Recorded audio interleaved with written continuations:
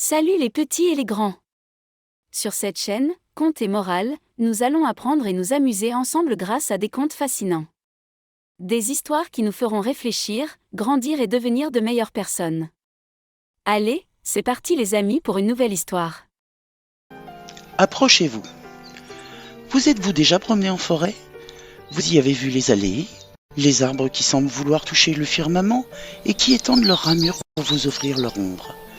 Si vous avez été un peu plus curieux, vous vous êtes arrêté quelques instants pour écouter le chant du rouge-gorge et avez même observé quelques fleurs sauvages.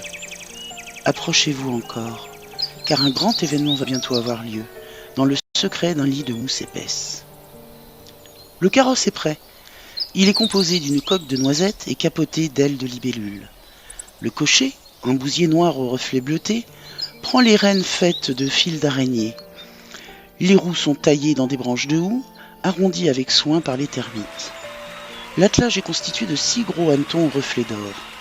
Une armée de fourmis se tient au garde à vous, qui attend le passage des mariés.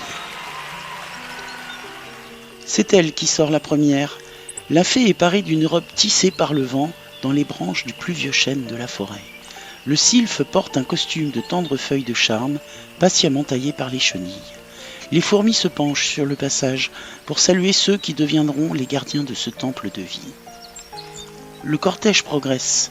Le long du chemin, les chevreuils baissent la tête en signe de respect. Les écureuils s'assoient, leur épaisse queue rousse dressée. Les lapins se tiennent en rang serré avec leurs petits. Plus loin, une renarde attrape avec impatience un de ses petits par le cou qui ne reste pas en place. Les noisetiers ploient devant les mariés, tandis que les frênes secouent bruyamment leurs feuilles pour les saluer. Ils arrivent devant le grand chêne où commence la célébration. Posées sur les racines qui servent d'enceinte, les lucioles éclairent la scène d'une étrange lumière verdâtre. La fée volette en souriant devant la taupe qui leur demande « Promettez-vous de protéger et de chérir tous les habitants de la forêt, animal ou végétal ?»« Je le jure, répond la fée.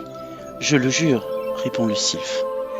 Par le pouvoir des arbres et des fleurs, des insectes et des mammifères, je vous déclare mari et femme. » Tous les arbres se mettent à secouer leurs branches. Les abeilles forment une escadrille qui passe au-dessus d'eux et largue du pollen sur leur chemin. Les étourneaux, posés par centaines sur le chêne, se mettent à pépier comme des commères et les ragondins, qui ont quitté la sécurité de leur étang pour l'occasion, tournicotent de joie. Les chouettes ululent sous la lune. C'est un moment de bonheur et d'espoir pour tous ces habitants discrets qui nous fuient, que nous ne voyons plus, que nous avons oubliés. Le jour se lève. Les lucioles s'éteignent, vaincues par les premiers rayons de l'astre. Il est temps pour chacun de regagner son terrier, son abri. Les hommes vont bientôt arriver. La trêve nocturne prend fin.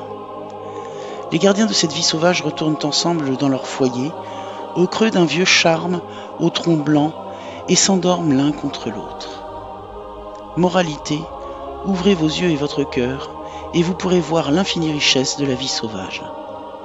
Librement inspiré d'un extrait de Roméo et Juliette de William Shakespeare.